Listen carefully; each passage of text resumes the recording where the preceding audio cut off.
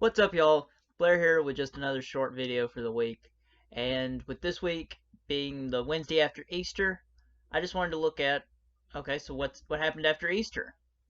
Because if y'all don't know, uh, easy way to look at that of what happens right after Easter is the book of Acts.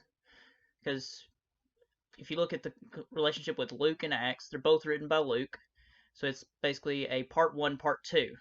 And Jesus is actually, he speaks and he's with the disciples in the first chapter of Acts. So at the end of Luke, you see the resurrection, which would have happened this past weekend with Easter and the resurrection on Sunday. And now we're seeing in Acts 1 what's happening for the next 40 days, because Jesus stayed with them for another 40 days before he uh, was then taken up into heaven. And a lot of that time was spent doing the same thing that he had done before. He was teaching people and sharing his love and his connection with God. So, with today's verse that I wanted to look at, I just wanted to look at basically what his last words are to us.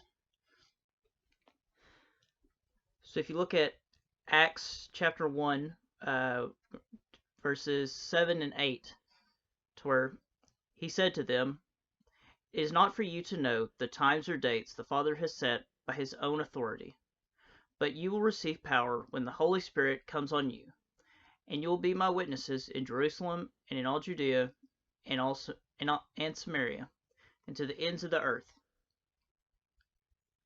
So even just looking at verses 7 and 8, we see how this impacts us today in our modern world, because we're called to those same things after the original Easter weekend with Christ and after the 40-day period, that he tells us that we'll receive a power, the coming of the Holy Spirit. And it's in his own authority that he calls or tells us this, that his has submission to his Father, and that's not temporary but eternal. That submission happens, but through that we will receive power to be able to witness for him. And it's not saying that a command that you shall be a witness. It's saying that by accepting him and just the love that he's given you, the Holy Spirit fills you, and then that Holy Spirit will enable you to be a witness. So you don't just change a simple status from I guess Jesus to yes Jesus.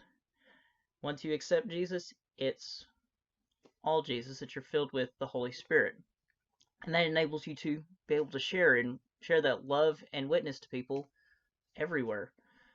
Because as you see where they're to go, or where they're told, it's to in Jerusalem and all Judea and Samaria and to the end of the earth. And this is just a simple, just outward travel of it. And that we even see this throughout Acts, that we see this relationship to where Acts 1 through 7 describes everything that happens in Jerusalem. We see Acts 8 through 12 with Samaria, and then Acts 13 through 28 to the end of the earth, to where we're in that part of the end of the earth, to where we're going as far east, west, north, and south to share it as possible, even while social distancing.